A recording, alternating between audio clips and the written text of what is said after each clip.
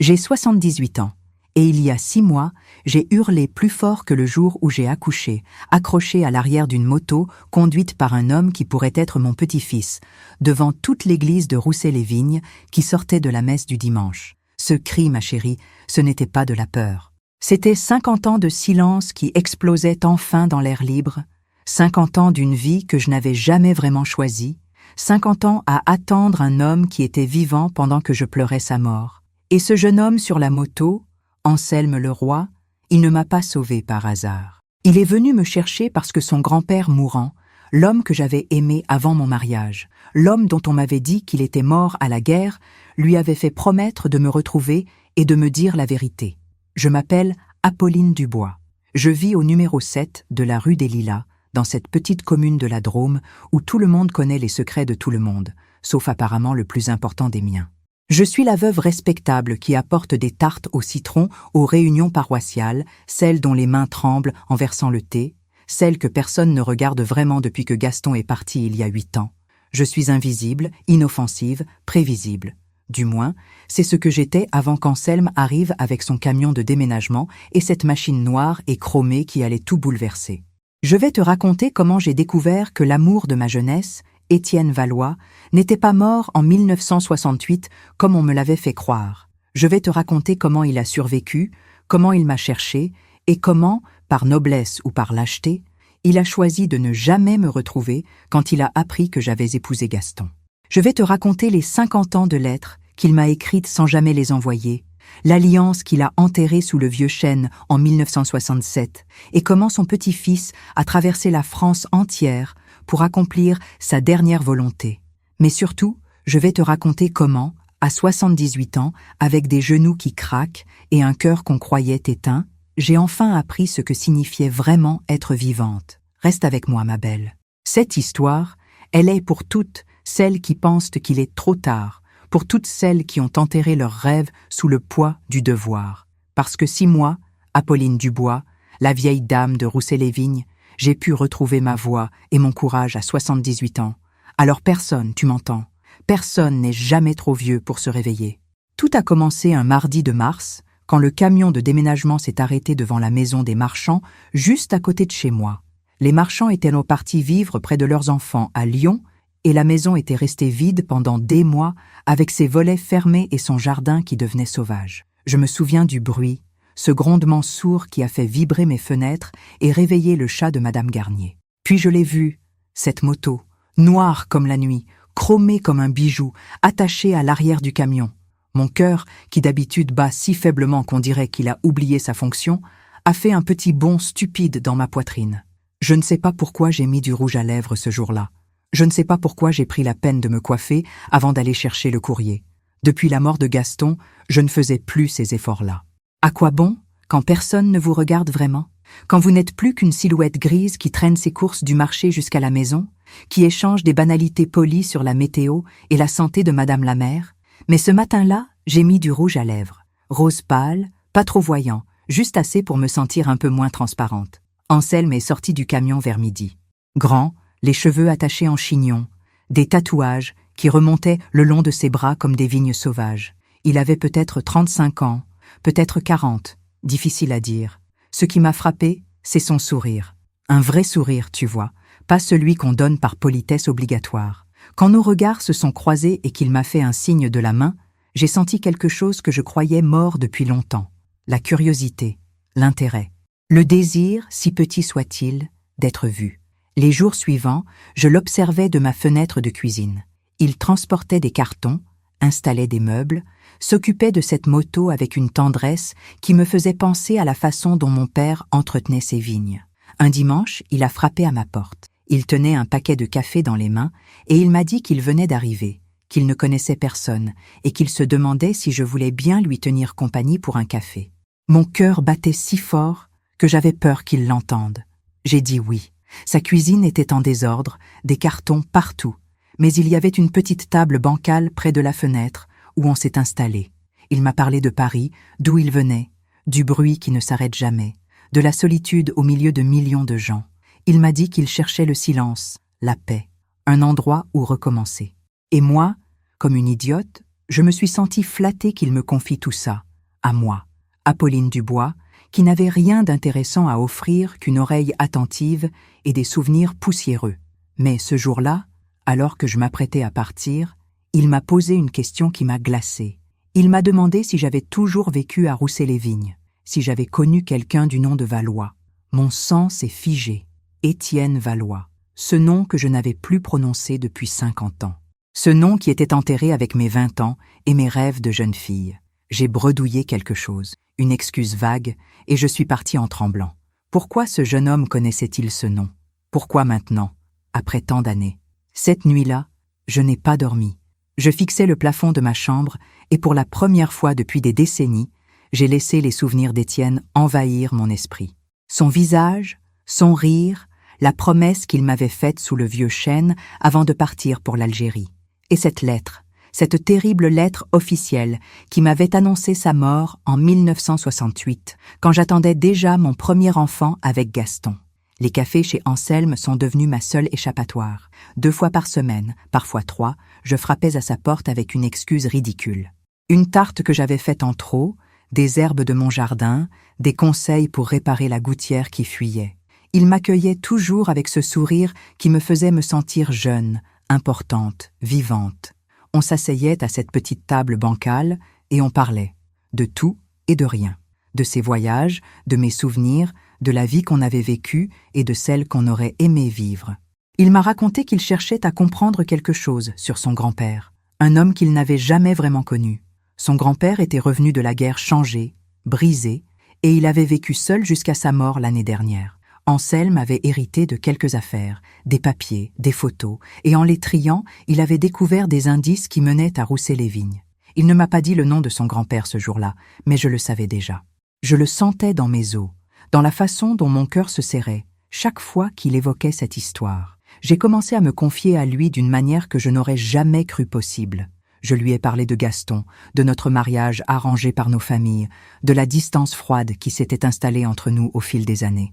Je lui ai parlé d'Héloïse, ma fille, qui vit à Chablis et qui m'appelle 1 fois par mois par obligation. Je lui ai parlé de cette solitude qui me ronge depuis la mort de Gaston, cette solitude que j'avais essayé de transformer en acceptation sereine, en paix, mais qui n'était qu'un masque pour cacher la faim désespérée d'être touché, vu, aimé. Un après-midi de mai, alors que la chaleur rendait l'air lourd et immobile, quelque chose a changé entre nous. On était dans son salon, assis plus proche que d'habitude sur ce vieux canapé qu'il avait récupéré. Il me racontait un souvenir d'enfance, une dispute avec son père, et il avait les larmes aux yeux. Sans réfléchir, j'ai posé ma main sur son bras pour le consoler. Le contact de sa peau contre la mienne, ce simple toucher, a été comme une décharge électrique. Il a levé les yeux vers moi, et pendant un instant qui a semblé durer une éternité, nos regards se sont accrochés. J'ai vu quelque chose dans ses yeux, quelque chose qui ressemblait à de la tendresse, à de la compréhension, peut-être même à du désir. Et moi, Apolline Dubois, 78 ans, veuve respectable de Roussay-les-Vignes, j'ai senti mon corps entier s'embraser d'un désir que je croyais éteint depuis des décennies. Je me suis levée brusquement, prétextant un rendez-vous imaginaire, et je suis rentrée chez moi en tremblant.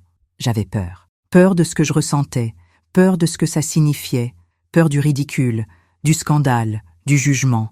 Mais surtout, j'avais peur parce que pour la première fois depuis 50 ans, je me sentais vivante. Et cette vie, cette sensation brûlante et terrifiante, je ne savais pas si j'avais le droit de la réclamer. Les jours suivants, j'ai essayé d'éviter Anselme. Je ne répondais pas quand il frappait à ma porte. Je faisais semblant d'être occupée quand je le croisais dans la rue. Mais le manque était insupportable. Ce manque de sa présence, de sa voix, de son regard sur moi.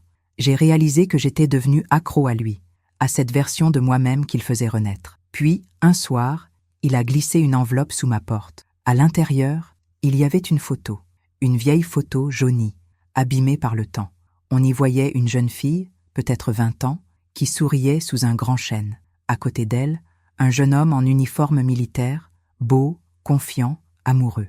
Mon cœur s'est arrêté. Cette jeune fille, c'était moi, et ce jeune homme, c'était Étienne Valois. Comment Anselme avait-il cette photo? Pourquoi me la montrait-il maintenant?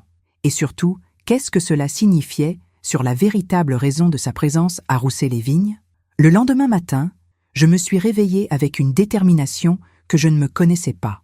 J'en avais assez d'avoir peur, assez de me cacher, assez de vivre à moitié. J'ai enfilé le pantalon que je gardais au fond de mon armoire depuis des années, celui que je n'avais jamais osé porter de peur de ce que les voisines diraient. J'ai attaché mes cheveux, j'ai mis mes chaussures de marche, et je suis sortie de chez moi avec une mission claire. J'allais chez Anselme et j'allais exiger la vérité. Quand il a ouvert la porte, son visage s'est éclairé d'un sourire qui m'a presque fait perdre ma résolution. Mais je suis restée ferme. Je lui ai tendu la photo et je lui ai demandé où il l'avait trouvée, ce qu'elle signifiait et pourquoi il était vraiment venu à Roussey-les-Vignes. Il m'a fait entrer, m'a fait asseoir, et pour la première fois depuis qu'on se connaissait, j'ai vu une hésitation dans ses yeux, une peur de me blesser. Il m'a raconté que son grand-père, Étienne Valois, était mort 3 mois avant son arrivée ici. Dans ces dernières semaines, alors que le cancer le dévorait, Étienne avait parlé. Il avait parlé d'une femme qu'il avait aimée toute sa vie, une femme qu'il avait perdue, une femme dont il n'avait jamais pu oublier le visage ni le nom. Il avait donné à Anselme une boîte remplie de lettres, de photos, de souvenirs, et il lui avait fait promettre une chose, retrouver Apolline Dubois et lui dire la vérité.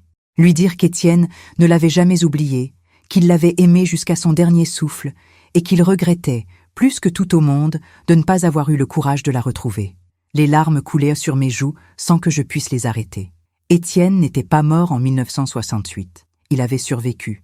Il était rentré. Et il m'avait cherché. Cette révélation était à la fois une bénédiction et une malédiction. Une bénédiction parce qu'elle signifiait que mon amour pour lui n'avait pas été vain, qu'il avait été partagé, qu'il avait duré. Une malédiction parce qu'elle ouvrait la porte à toutes les questions impossibles. Pourquoi ne m'avait-il jamais contacté? Pourquoi avait-il laissé 50 ans s'écouler sans un mot? Anselme a posé sa main sur la mienne. Ce simple geste, si tendre et si fraternel, m'a fait comprendre que ce jeune homme n'était pas un étranger. Il était le porteur d'un héritage, le messager d'un amour que je croyais mort. Et moi, dans ma solitude et ma faim d'affection, j'avais confondu sa gentillesse avec autre chose. J'ai eu honte de mes pensées, de mes désirs stupides de vieille femme. Mais Anselme a serré ma main et il m'a dit que son grand-père lui avait parlé de moi comme de la lumière de sa vie et que maintenant qu'il me connaissait, il comprenait pourquoi. Ce jour-là, quelque chose d'irréversible s'est produit. J'ai décidé que je voulais savoir. Je voulais lire ses lettres, comprendre ce qui s'était passé, découvrir la vérité sur ces 50 années perdues. Mais surtout, j'ai décidé que je voulais vivre, vraiment vivre, pas juste exister. Pas juste attendre la mort dans ma petite maison de la rue des Lilas. Je voulais sentir le vent sur mon visage, je voulais crier, je voulais être libre.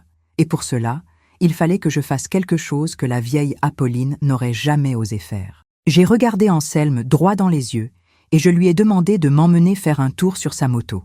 Un vrai tour, pas juste autour du pâté de maison. Je voulais qu'il roule vite, qu'il me fasse peur, qu'il me fasse sentir que j'étais encore capable de ressentir quelque chose de fort. Il a hésité, inquiet pour ma sécurité, pour ma santé fragile. Mais j'ai insisté, et finalement, il a accepté. Dimanche prochain, après la messe, quand tout Roussey-les-Vignes serait dehors pour regarder, on partirait ensemble. Et je savais, dans mon cœur tremblant et terrifié, que ce serait le début de quelque chose que je ne pourrais jamais défaire. Le dimanche est arrivé avec un ciel d'un bleu éclatant, presque insultant dans sa perfection. Je me suis réveillée tôt, le cœur battant comme celui d'une adolescente avant son premier rendez-vous. J'ai enfilé le pantalon noir, un pull qui n'était pas de la couleur terne habituelle, et j'ai regardé mon reflet dans le miroir. La femme qui me fixait était différente. Ses yeux brillaient d'une lueur que je ne reconnaissais pas, une lueur faite de peur et d'excitation mêlées. Je suis allée à la messe comme tous les dimanches. J'ai pris ma place habituelle au 3e rang, j'ai chanté les cantiques, j'ai écouté l'homélie du Père Bernard sur la miséricorde et le pardon. Mais mon esprit était ailleurs. Il était déjà sur cette moto, déjà en train de voler sur la route, déjà en train de hurler. Margot Lemaire, l'épouse du pasteur, m'a regardé bizarrement quand je suis sortie avant la fin de l'office. Elle a dû remarquer mon pantalon, ma coiffure différente, cette énergie nerveuse qui émanait de moi comme une aura visible. Anselme m'attendait devant l'église, à côté de sa moto noire et chromée. Il tenait un casque dans ses mains et il souriait, mais je voyais qu'il était nerveux lui aussi. Autour de nous, les paroissiens commençaient à sortir, leur conversation s'arrêtant net quand ils nous voyaient. Je sentais leur regard sur moi, lourd de jugement et de curiosité. Madame Garnier a murmuré quelque chose à Madame Petit, qui a écarquillé les yeux. Monsieur Roche, le maire, fronçait les sourcils comme s'il assistait à un crime en direct. Anselme m'a aidé à monter sur la moto. J'ai enroulé mes bras autour de sa taille et j'ai senti la solidité de son corps, la chaleur de sa peau à travers le tissu de sa veste. Mon cœur tambourinait si fort que j'avais peur qu'il explose. Puis, il a démarré le moteur. Le grondement a déchiré le silence paisible du dimanche matin, faisant sursauter les pigeons sur le toit de l'église. Et nous sommes partis. Les premières secondes ont été pure terreur. Le vent s'est engouffré dans mes poumons, arrachant mon souffle, fouettant mon visage. J'ai fermé les yeux, agrippé à Anselme comme si ma vie en dépendait. Mais alors qu'on accélérait sur la route départementale 12, quelque chose en moi s'est dénoué. La peur s'est transformée en autre chose, en quelque chose de sauvage et de libérateur. J'ai ouvert les yeux et j'ai vu le paysage défiler, les champs de lavande, les collines dorées, le ciel immense au-dessus de nous. Et j'ai crié. Ce cri est sorti du plus profond de moi-même, un endroit que j'avais fermé à clé depuis 50 ans. Ce n'était pas un cri de peur, c'était un cri de libération, de rage, de joie, de vie. C'étaient tous les mots que je n'avais jamais dits, toutes les larmes que je n'avais jamais versées, tous les rêves que j'avais enterrés. Je hurlais comme une folle et je m'en fichais. Pour la première fois de ma vie, je m'en fichais complètement de ce que les gens pensaient. Quand nous sommes passés devant l'église, juste au moment où la messe se terminait et que tout le monde sortait, mon cri a résonné dans tout le village. J'ai vu les visages choqués, les bouches ouvertes, les mains qui se levaient pour pointer vers nous. J'ai vu Margot le maire qui se signait comme si elle voyait le diable en personne. J'ai vu le père Bernard qui secouait la tête avec tristesse. Et j'ai vu Héloïse, ma fille, qui était venue me rendre visite sans prévenir et qui me fixait avec une expression d'horreur et de honte que je n'oublierai jamais. Mais sur le moment, je ne ressentais que de la liberté. Une liberté enivrante, terrifiante, absolue. Anselme a continué à rouler pendant 1 heure, à travers les routes sinueuses de la Drôme, et moi je criais, je riais, je pleurais. Quand on est finalement rentré à Roussey-les-Vignes, j'étais vidée, épuisée, et plus vivante que je ne l'avais été depuis des décennies. Mais en descendant de la moto, j'ai senti le poids de ce que je venais de faire. Les conséquences allaient être immédiates et dévastatrices. Héloïse m'attendait devant ma porte, les bras croisés, le visage durci par la colère et l'embarras. Elle m'a attrapé par le bras et m'a fait entrer de force dans la maison, me traitant de folle, d'irresponsable, de honte pour la famille.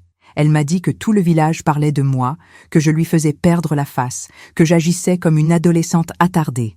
Et pour la première fois de ma vie, je lui ai tenu tête. Je lui ai dit que ma vie m'appartenait, que j'avais 78 ans et que j'avais le droit de faire ce que je voulais.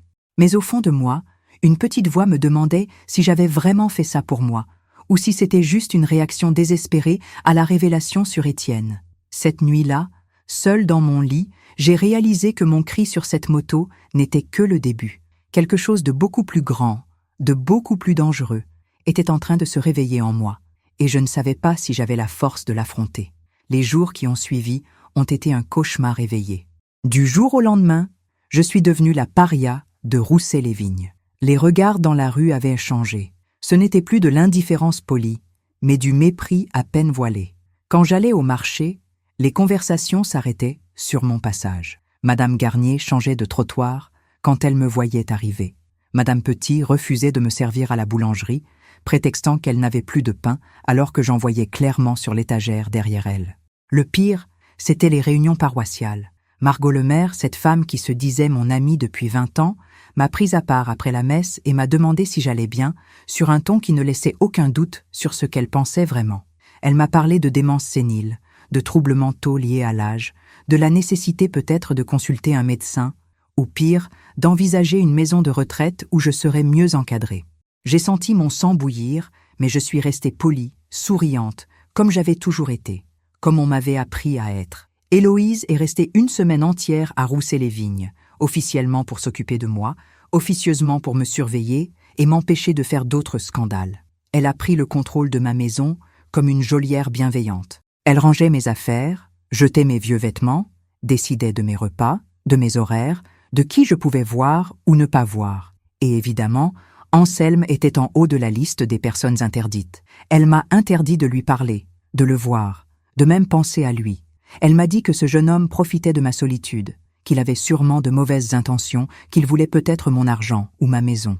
J'essayais de lui expliquer la vérité, la connexion entre Anselme et Étienne, les lettres, l'histoire que je devais découvrir. Mais elle ne voulait rien entendre. Pour elle, Étienne Valois était un fantôme du passé, un premier amour de jeunesse sans importance, et remuer tout ça maintenant était malsain et dangereux. Elle me disait que j'avais été heureuse avec son père, que j'avais eu une bonne vie, et que je devais arrêter de me torturer avec des regrets inutiles.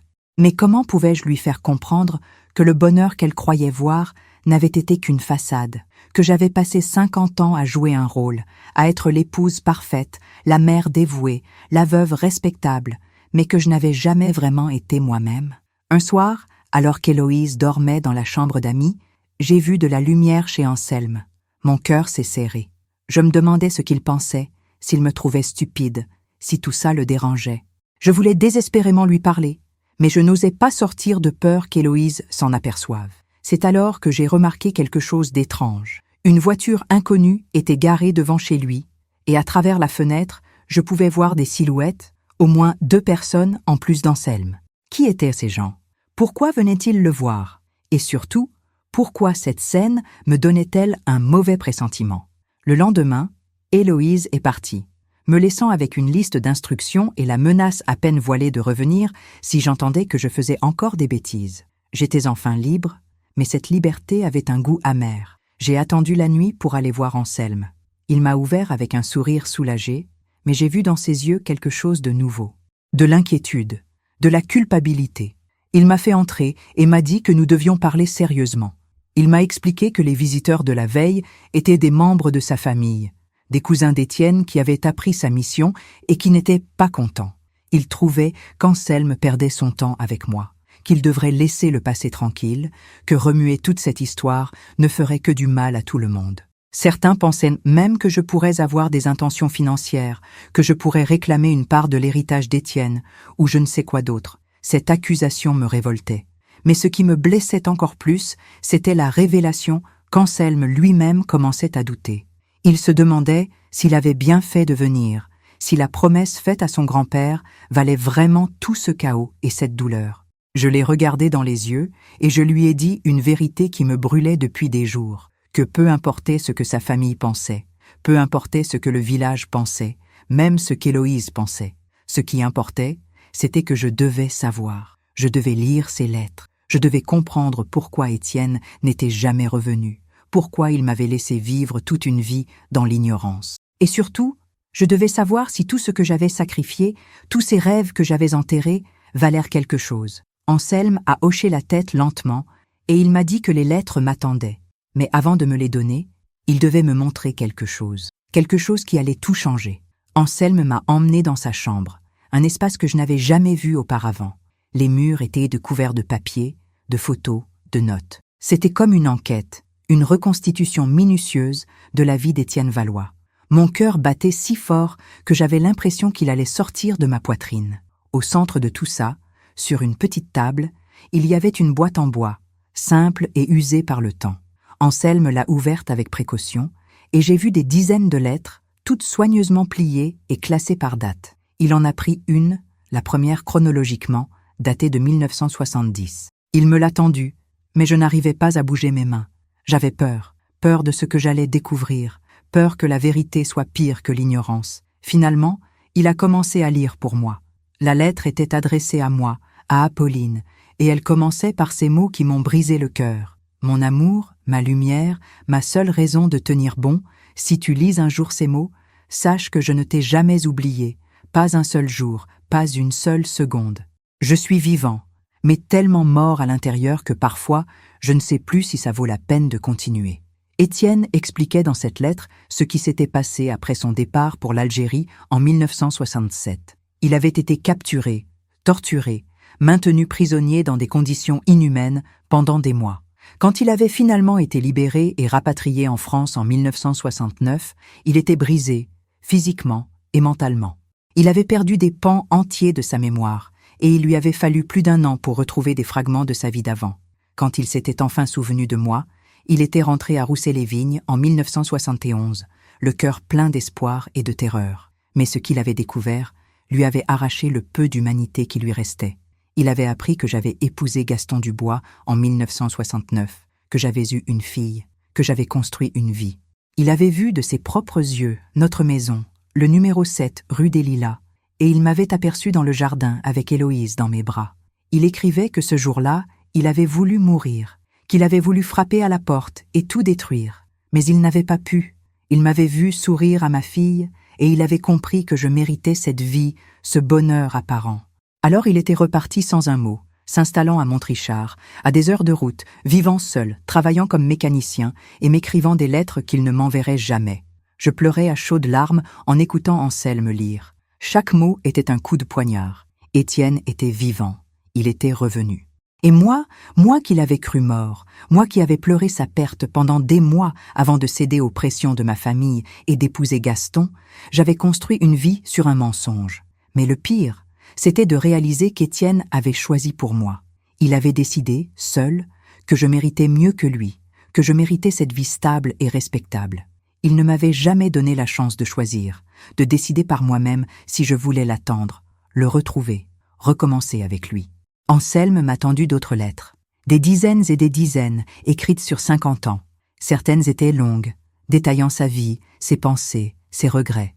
D'autres étaient courtes, juste quelques lignes pour me dire qu'il m'aimait encore. Il racontait ses anniversaires passés seuls, les Noëls où il imaginait ce que je faisais, les jours où il venait en cachette à Roussé-les-Vignes pour me voir de loin, sans jamais s'approcher.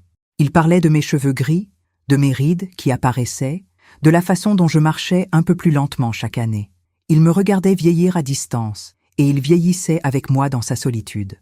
La dernière lettre, écrite quelques semaines avant sa mort, était différente. Sa main tremblait, l'écriture était à peine lisible. Il disait qu'il regrettait, qu'il avait eu tort de décider pour moi, qu'il aurait dû me donner la possibilité de choisir, même si ça signifiait perdre l'idée romantique qu'il avait construite de notre amour. Il disait que l'amour sans choix n'était pas vraiment de l'amour, juste une prison dorée, et il demandait pardon. Il me demandait pardon pour toutes ces années volées, pour tous ces choix qu'il m'avait enlevés, pour cette vie que nous aurions pu avoir ensemble. Je ne pouvais plus respirer. La douleur était trop intense, trop écrasante. 50 ans.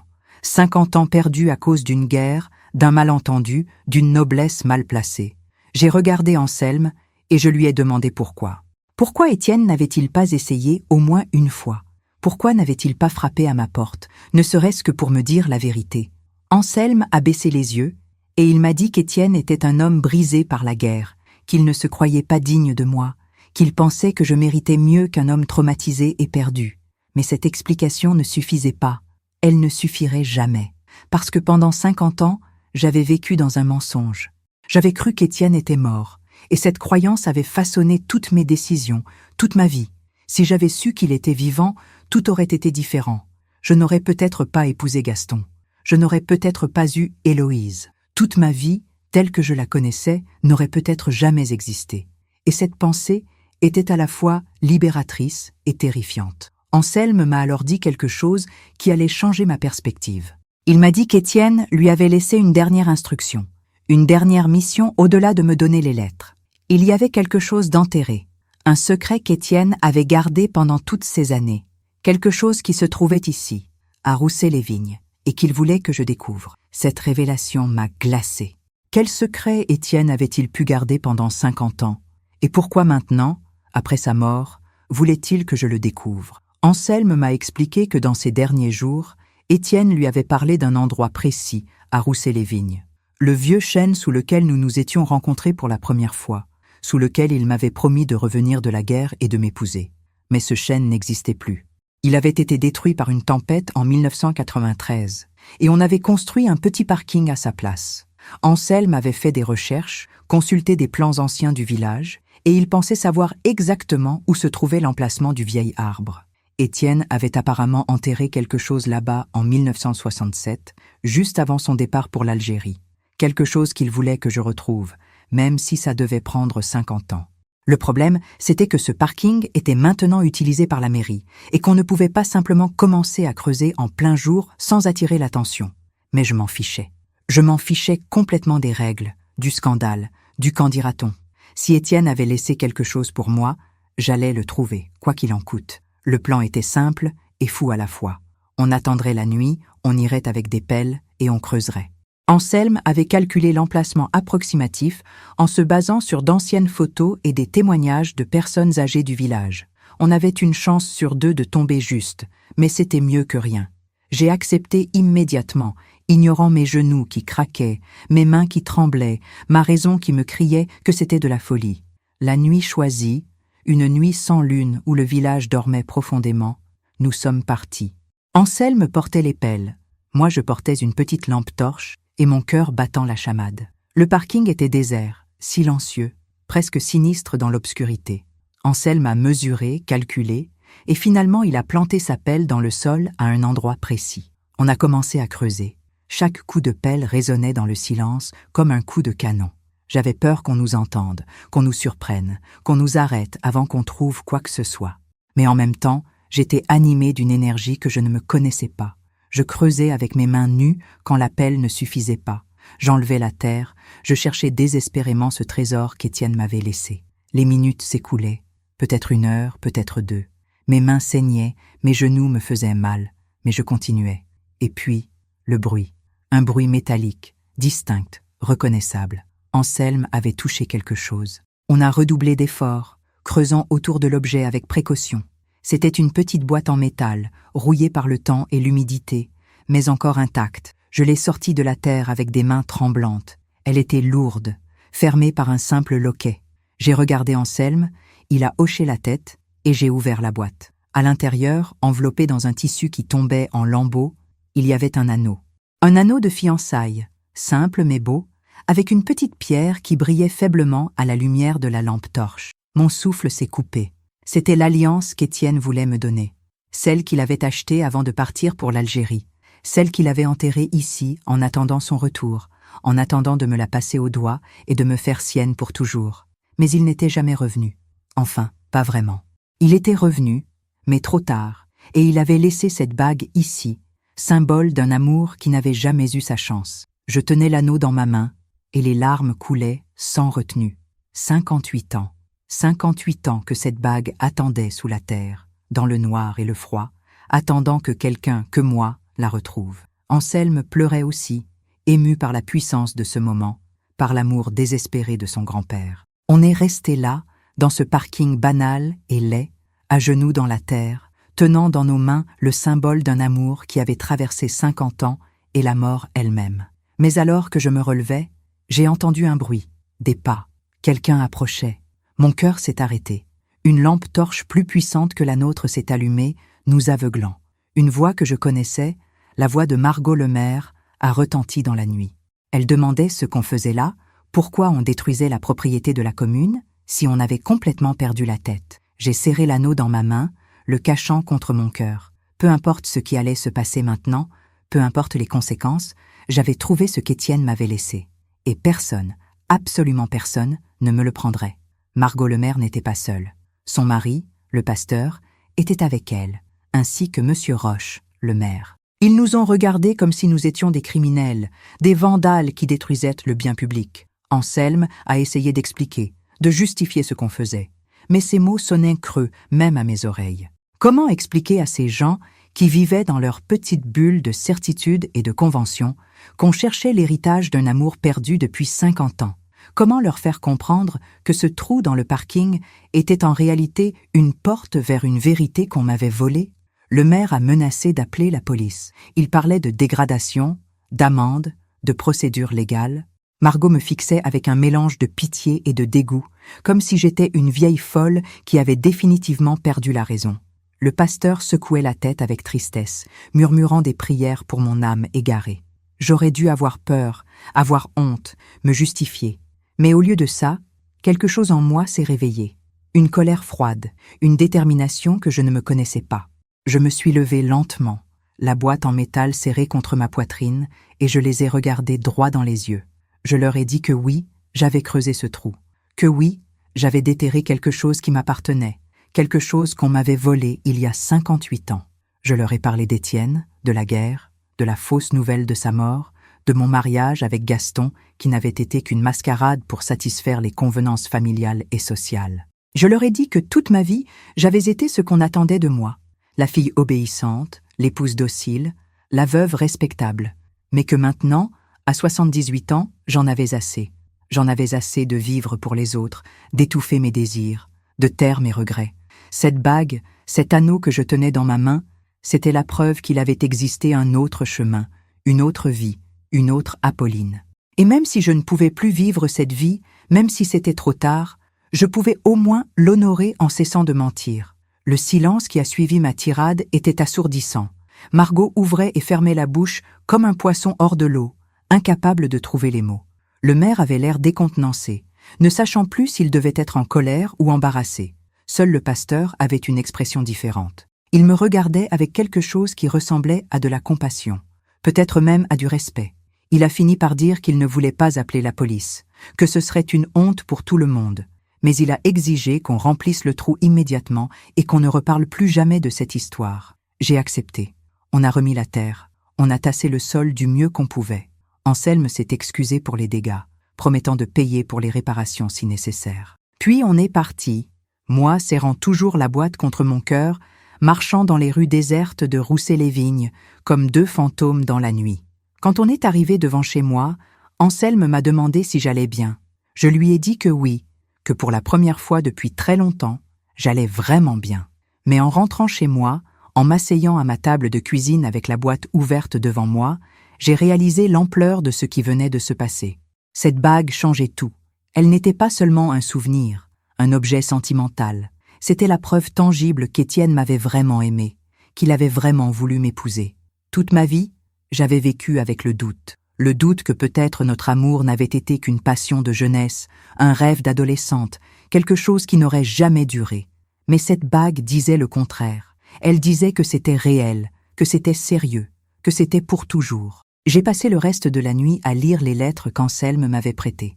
Toutes les lettres, dans l'ordre chronologique, de 1970 à 2024. 54 ans de mots d'amour, de regrets, de souvenirs, de douleurs. Je pleurais en lisant, mais c'était des larmes cathartiques, libératrices. Chaque lettre était un morceau d'Étienne que je récupérais, une partie de notre histoire que je reconstruisais.